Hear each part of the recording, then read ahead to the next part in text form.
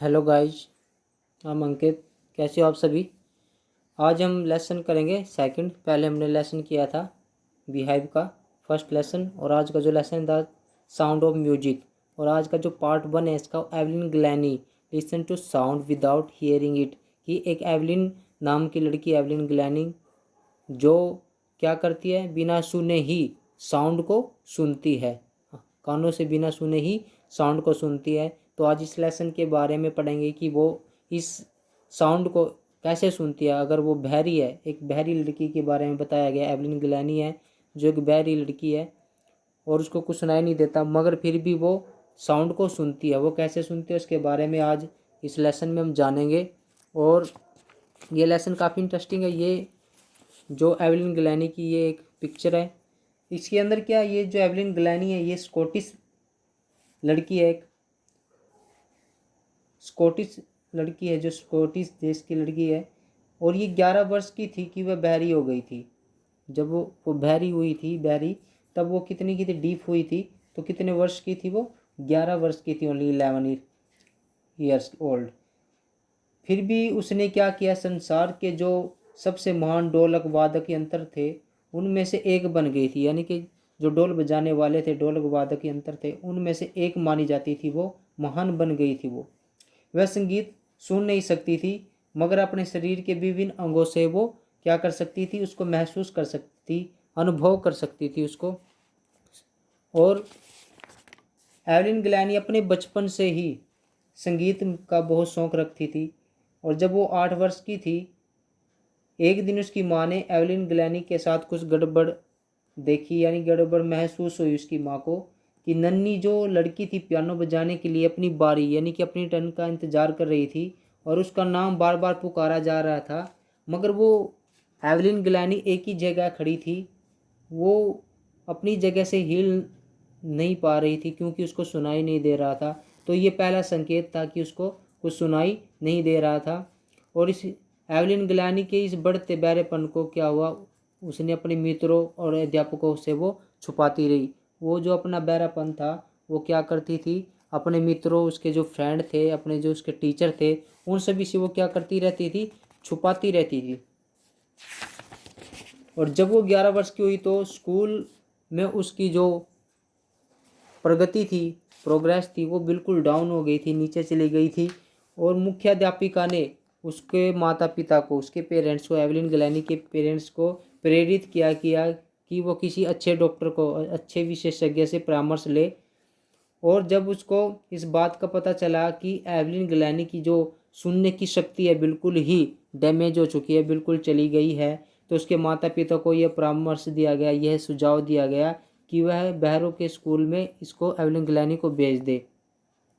इस एवलिन गिलानी के लिए अब क्या था, सारी चीज़ें तो क्या थी, वो अंधकार में हो गई थी, अंधकार में चली गई थी कि वो अब सुन नहीं सकती, अब वो कुछ नहीं कर सकती। लेकिन क्या हुआ, एवलिन गिलानी ने अपना हौसला नहीं तोड़ा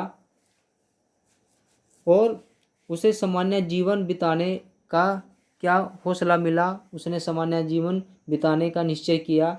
उसने अपनी जो रुचि थी संगीत के अंदर, उसमें उसने अपनी रुचि को जारी रखा।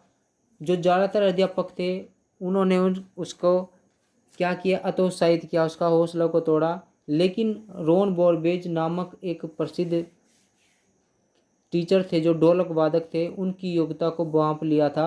और उसने कहा था कि अपने कानों के द्वारा मत सुनो, किसी दूसरी तरह से इसको महसूस करो। कि कानों के द्वारा मत सुनो, अपने शरीर के किसी और भाग से, किसी और तरह से इसको सुनने की कोशिश करो। फॉरवेज ने क्या किया, दो बड़े बड़े ढोलक को विभिन्न स्वरों में, विभिन्न यंत्र धुनों में बजाया। एवलिन गिलानी को क्या हुआ, सडनली महसूस हुआ, फील हुआ अचानक कि ऊंची जो आवाज़ है, जो तेज़ आवाज़ है, उस ढोल की आवाज़ है, उसको कमर से ऊपर के भाग से, कमर के जो ऊपर का भाग है उसमें क्या कर रही है, वो उसको महसूस कर रही थी। एवलिन गिलानी इसको महसूस कर रही थी, जो तेज़ आवाज़ थी।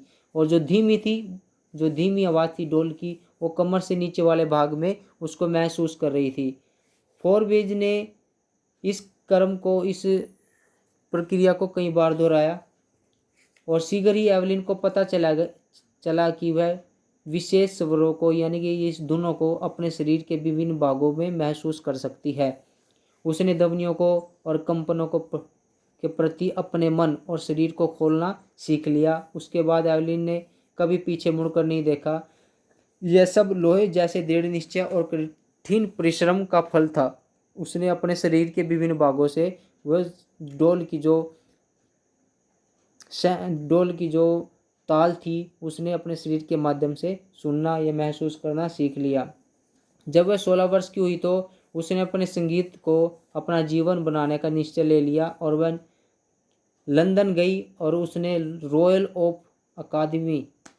अकादमी ऑफ म्यूजिक में दाखिला ले लिया। रॉयल अकादमी ऑफ म्यूजिक में क्या किया? दाखिला ले लिया उसने लंदन जाके। और अपनी जब उसने परीक्षा दी तो उसने अकादमी के अंदर जब उसने परीक्षा दी तो इतिहास में ऐसा पहली बार हुआ था कि सबसे अंक एवलिन ग्लैनी ने लिए थे। और अगले अपने 3 वर्षीय कोर्स के अंत तक वह उच्चतम पुरस्कारों में अधिकतर जीत चुकी थी। यानी कि उसने अनेक पुरस्कार, 3 वर्ष का कोर्स था जो उसने उस 3 वर्ष के कोर्स के दौरान अनेक पुरस्कारों को जीत लिया था। एवलिन ने एक युवा वाद वृंद के साथ यूनाइटेड किंगडम का भ्रमण किया कि यूनाइटेड किंगडम का उसने क्या किया? विजिट की, यात्रा की। किसके साथ की? एक युवा वाद वृंद था जो उसके साथ की। और धीरे धीरे उसने क्या किया?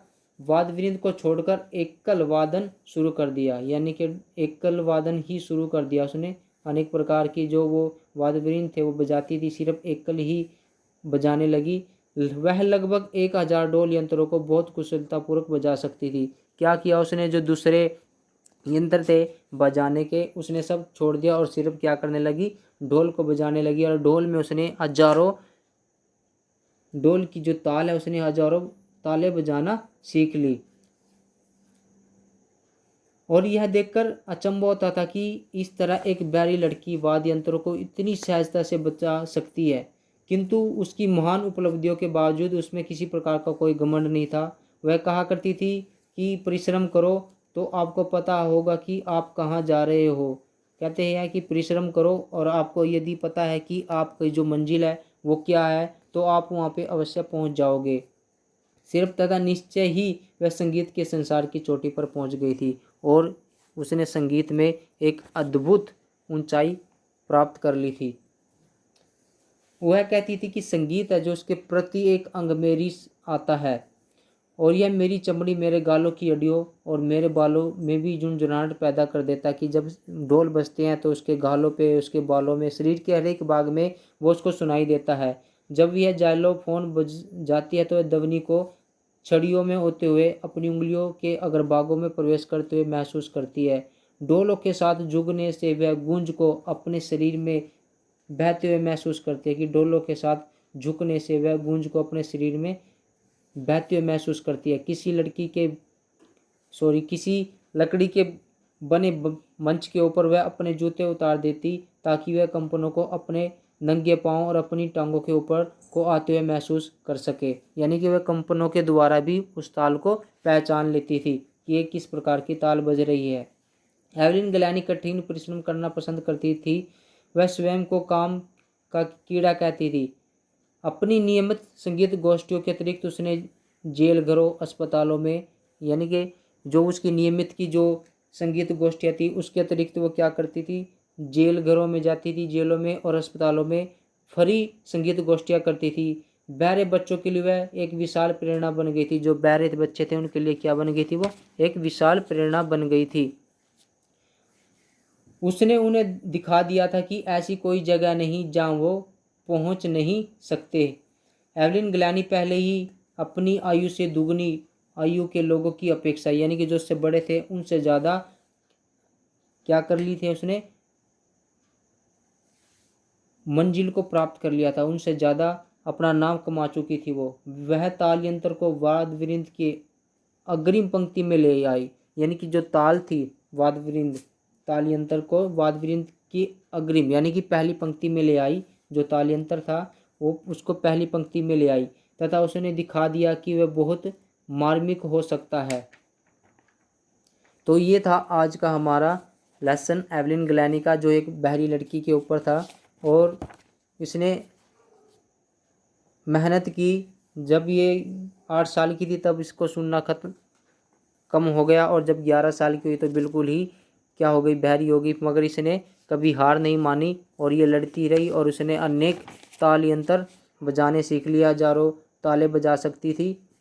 और ये एक प्रेरणा बन गई बहरे लोगों के लिए और दूसरे लोगों के लिए कि अगर परिश्रम किया जाए तो हम कुछ भी कर सकते हैं। और जब ये लंदन की royal music of royal academy में पहुंची तो वहाँ पे इसने प्रथम स्थान प्राप्त कर लिया था। अंकों में प्रथम स्थान पर आई थी जब ये इन्होंने वहाँ पे टेस्ट दिया था। तो कहने का यही मकसद है, यही तात्पर्य है कि सिर्फ मेहनत करने से ही हम आगे बढ़ सकते हैं। अगर हम मेहनत करेंगे तो निश्चय ही हम अपनी मंजिल को प्राप्त कर लेंगे। तो आज का ये हमारा लेसन था एवलिन गलैनी का। आई थिंक आपको ये सारा क्लियर हो गया होगा।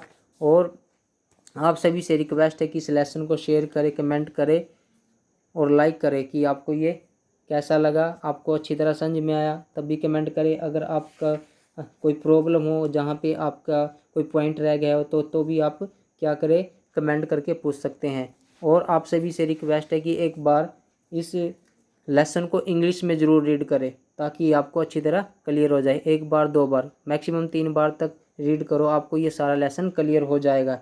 Thank you very much.